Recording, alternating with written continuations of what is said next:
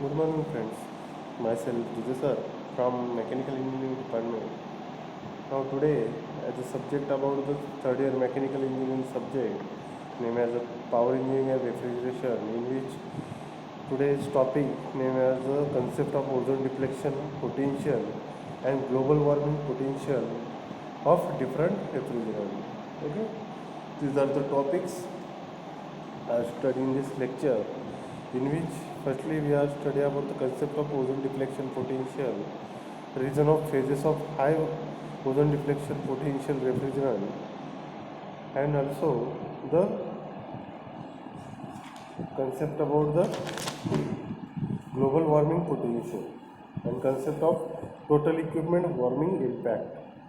Okay, these are the topics are studied in this lecture.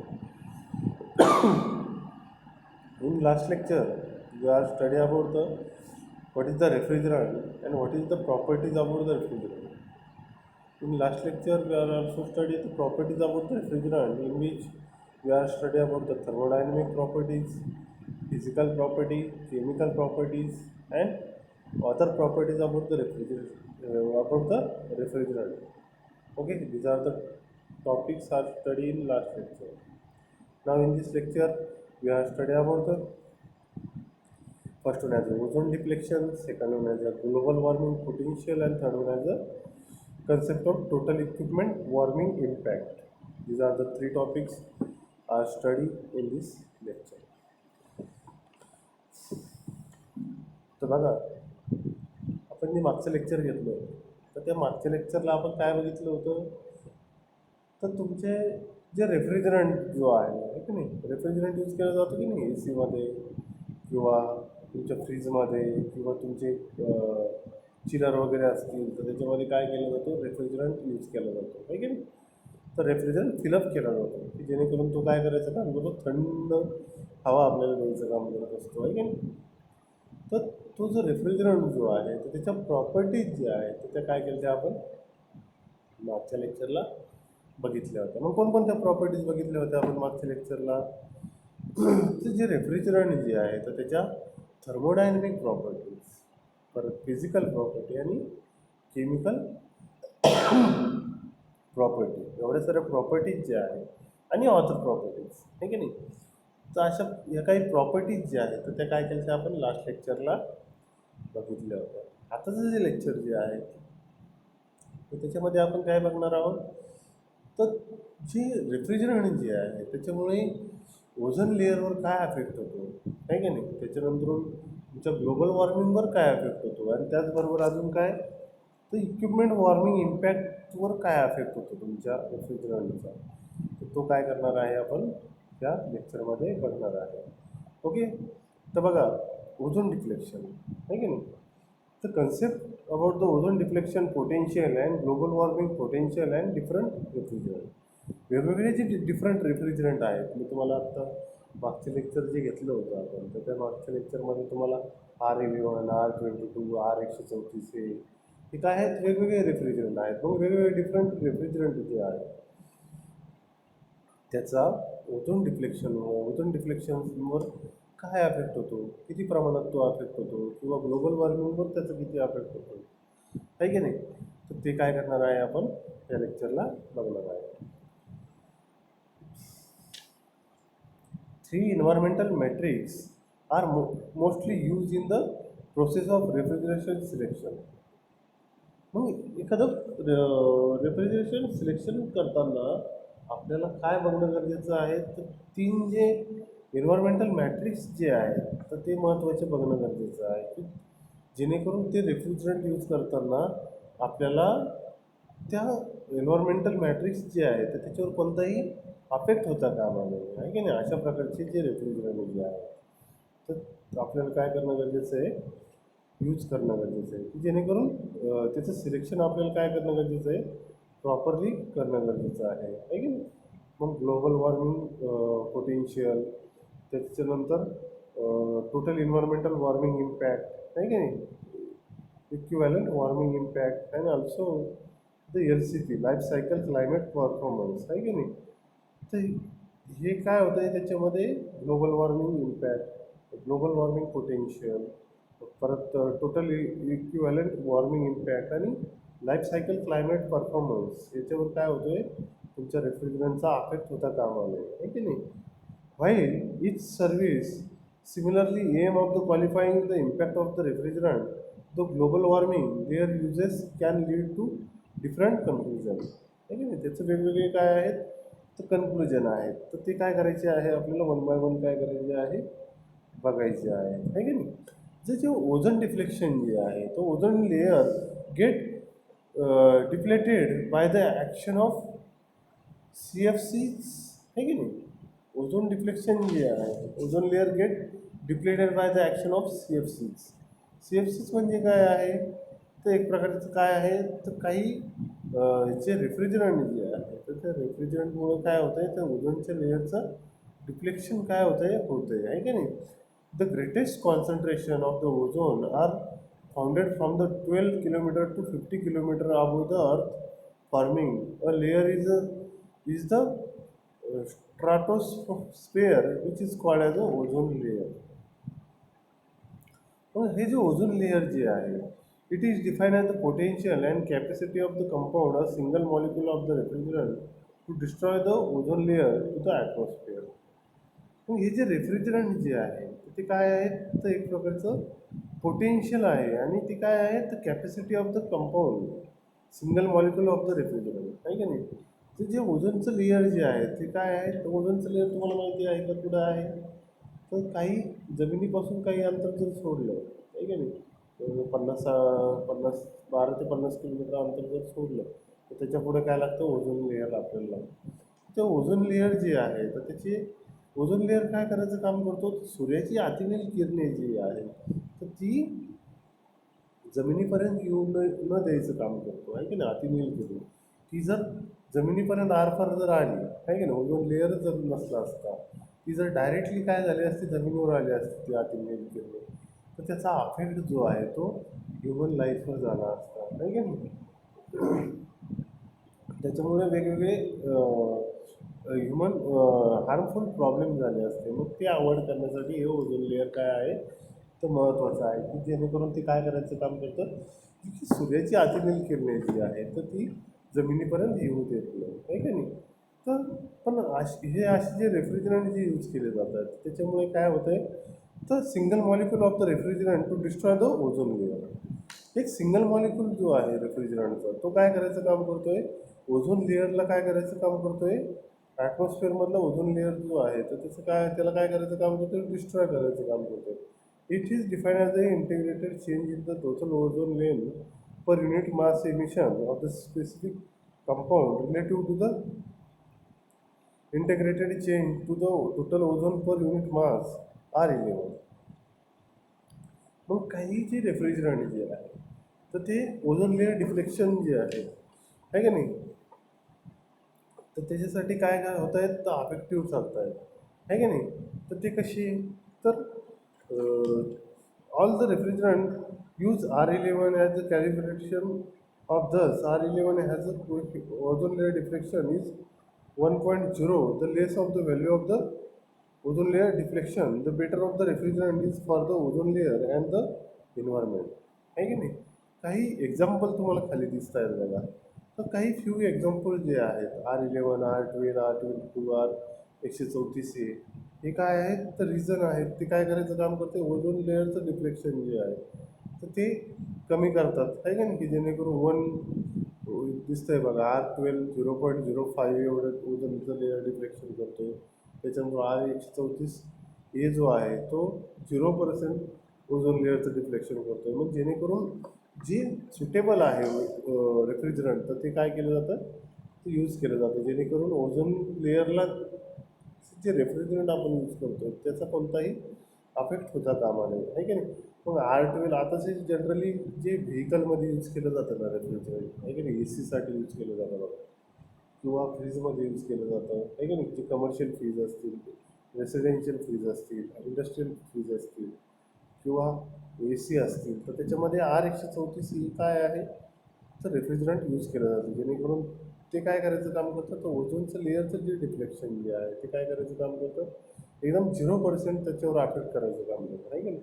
त्याचं रेफ्रिजरंटचं जो R134 हा जो रेफ्रिजरंट जो आहे हा कोणत्याही प्रकारे तुमच्या ओझोन लेअरवर काय करत नाही, अफेक्ट करत नाही. अशा प्रकारचं काय आहे हे ओझोनचं लेअरचं आपलं रेफ्रिजरंटचं काय आहे, एक प्रकारचा फायदा आहे की नाही रेफ्रिजरंटचं. आणि R12 आणि R22 जे आहे ते काय आहेत, तर काय करतात, small amount of the deflection करायचं काम करतात तुमच्या ओझोन लेअरला, आहे की नाही. त्याच्यानंतर इथं दिसतं आहे बघा तुम्हाला CFC plus irritated with UV rays, आहे की नाही. मी तुम्हाला सांगितलं की अतिनील किरणे, आहे की नाही, irritated with the UV rays free चाराईन CO प्लस ऑक्सिजन, ठीक आहे ना. तर अशा प्रकारची UV radiation is FCC chloride atom breaks हवे, आहे की नाही. जेणेकरून काय करायचं काम करतं, जे अतिनील किरणे जे आहेत सूर्यापासून येणारी जी अतिनील किरणे आहेत हे ओझोन लेअर काय करायचं काम करतो, थोपून ठेवायचं काम करतो. ते जमिनीपर्यंत काय करत नाही, येऊ देत नाही हे ओझोन लेअर. आणि जर आपण नाही का हे रेफ्रिजरंट यूज करून जर R12 R22 हे रेफ्रिजरंट यूज करून जर ओझोन लेअरचं डिफ्लेक्शन जर केलं तर सूर्याची ओझोन लेअर काय होईल, नष्ट होऊन जाईल. आणि नष्ट झाल्यानंतर ती सूर्याची डायरेक्ट अतिनील किरणे काय होईल, जमिनीवर येईल. आणि जमिनीवर आल्यामुळे काय होईल, तर वेगवेगळे अफेक्ट जे आहेत तर ते ह्युमन लाईफवर होते, नाही की नाही. तर ते अवॉइड करण्यासाठी आपण कसं इन्व्हायरमेंटल फ्री रेफ्रिजरंट जे आहे तर ते काय करतो, यूज करतो आता सध्या, आहे की नाही. त्याच्यानंतर ग्लोबल वॉर्मिंग पोटेन्शियल. आता ग्लोबल वॉर्मिंग पोटेन्शियल जे आहे त्याच्यामध्ये मेजरमेंट ऑफ ग्लोबल वॉर्मिंग, त्याच्यामध्ये काय केलं जातं, तर मेजरमेंट केली जाते कशाची, तर ग्लोबल वॉर्मिंगची एक प्रकारची मेजरमेंट जी आहे तर ती काय केली जाते done in a relation with CO2 where CO2 has a global warming potential 1. मग कार्बन डायऑक्साईड, आहे की नाही. तर एक प्रकारचं रिलेशन जे आहे तर ते कशाशी रिलेशन येतं तुमच्या ग्लोबल वॉर्मिंग पोटेन्शियलचं, तर कार्बन डायऑक्साईडशी येतं, आहे की नाही. आणि जेणेकरून त्याच्यामुळे काय होतं आहे, तो ग्लोबल वॉर्मिंगमध्ये 1% काय होतं आहे, तर त्याच्यामुळे काय होतं आहे, ग्लोबल वॉर्मिंग होतं आहे की नाही. Low of the value of the global warming better the refrigerant. मग हे जे ग्लोबल वॉर्मिंग जे आहे हे काय करायचं आहे, आपल्याला कमी करायचं आहे. मग त्याच्यासाठीचे सुटेबल रेफ्रिजरंट जे आहे की नाही ते यूज करणं गरजेचं आहे. Lower the value of the global warming better the refrigerant, आहे की नाही. जे चांगलं रेफ्रिजरंट जे आहे तर ते यूज करणं गरजेचं आहे. Few example of the given below. R11 जे आहे, R11 हे जे रेफ्रिजरंट जे आहे ते हाय क्लोराईन कंटेंट, आहे की नाही. तर त्याच्यामध्ये काय असतं, हाय क्लोराईन कंटेंट असतं, जेणेकरून ग्लोबल वॉर्मिंग पोटेन्शियल जे आहे तर ते 4000% काय होऊ शकतं, आहे की नाही. R12 जे आहे की नाही, तर ते कसं आहे, लो क्लोराईड कंटेंट, आहे की नाही. तर R12 हे जे रेफ्रिजरंट जे आहे तर त्याच्यामध्ये काय आहे, लो म्हणजे कमी क्लोराईड कंटेंट आहे. त्याच्यामुळे 1700 एवढं काय होतं आहे, ग्लोबल वॉर्मिंग पोटेन्शियल त्याचं होतं आहे. पण R11 134 हे जे रेफ्रिजरंट जे आहे त्याच्यामध्ये काय नाही आहे, तर क्लोराईड कंटेंट काय आहेत ते एकदम इलिमिनेट केलेले आहे, जेणेकरून ग्लोबल वॉर्मिंग जे आहे ते 1300 एवढं होतं आहे की नाही. म्हणून काय केलं जातं, R134 हे जे रेफ्रिजरंट जे आहे तर ते काय केलं जातं, मोस्ट ऑफली यूज केलं जातं, आहे की नाही. ओझोन डिफ्लेक्शन पोटेन्शियल जी आहे ती व्हॅल्यू जी आहे तर ती किती आहे, कमी, एकदम 0 आहे की नाही. म्हणून हे जे ग्लोबल वॉर्मिंग पोटेन्शियल जे आहे तर ते महत्त्वाचे आहे की नाही.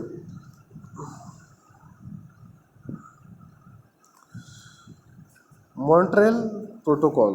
मग मॉन्ट्रेल प्रोटोकॉलमध्ये कोणकोणत्या गोष्टी येतात, तर सिंगल in 1987 under the UNEP after much discussion more than the 170 countries have ratified, आहे की नाही. मग हे जे ग्लोबल वॉर्मिंग पोटेन्शियल जे आहे तर हे USAने काय केलं होतं, 1987 साली काय केलं होतं, एक प्रकारे काय केलं होतं,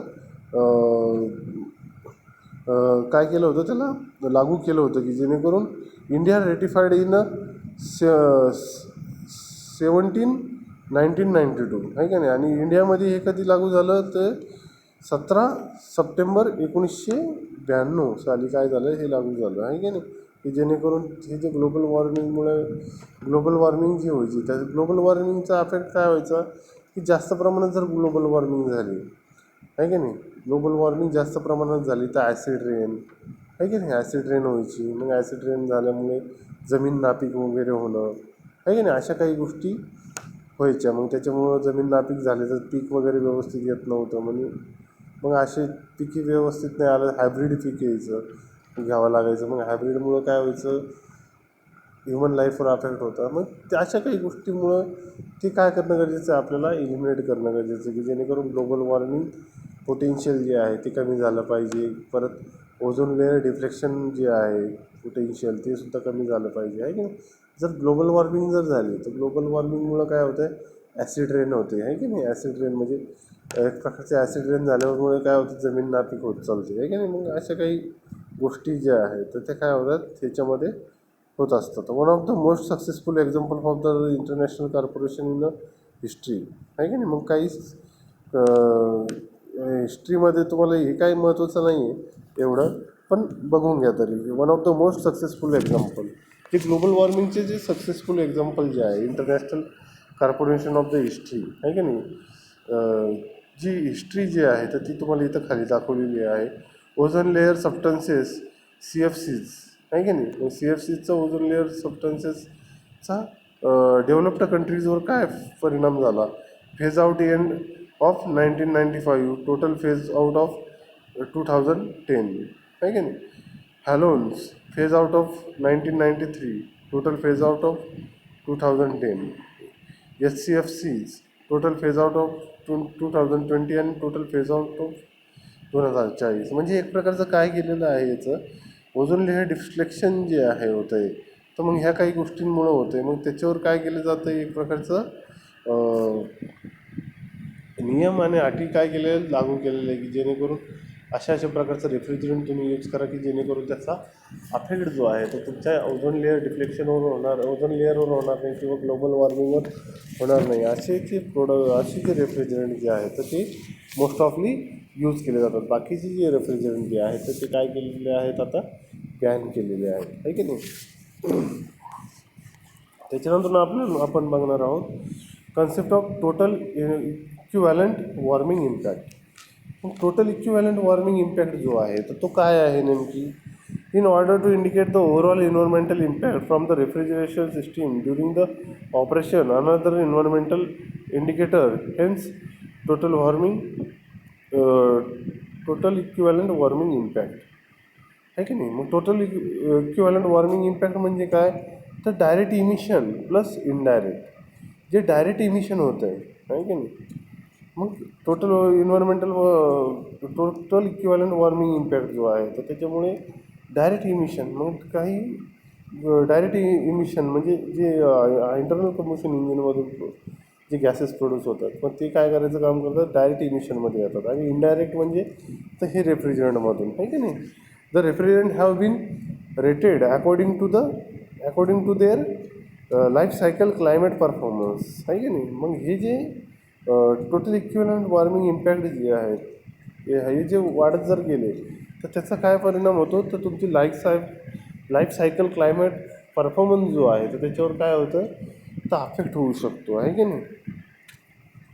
मग लाईफ सायकल क्लायमेट परफॉर्मन्स जो आहे तो कशावर डिपेंड करतो, तर तुमच्या total equivalent warming impact plus global warming impact आणि ग्लोबल वॉर्मिंग डिफ्लेक्शन आहे की नाही.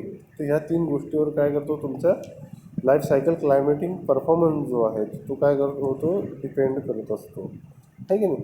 तर अशा प्रकारचं काय आहे, तर एक प्रकारचं हे जे तीन काय आहेत ते एक प्रकारचे कन्सेप्ट आहेत तुमच्या कोणकोणते, तो ozone layer deflection potential, global warming potential आणि टोटल इक्विव्हॅलंट वॉर्मिंग इम्पॅक्ट आणि लाईफ सायकल क्लायमेट परफॉर्मन्स आहे की नाही. मग काय शिकलो आपण याच्यामधून, don't treat the today refrigerant with yesterday's technique आहे की नाही. जुनी जी टेक्निक जी होती रेफ्रिजरंट यूज करायची ती काय आता काय करणं गरजेचं आहे तर वापरणं गरजेचं नाही आहे. आता काय करणं गरजेचं आहे तर आताची जी टेक्निक आहे, आताचे जे रेफ्रिजरंट जे आहे तर ते मोस्ट ऑफली यूज करणं गरजेचं आहे. Coefficient of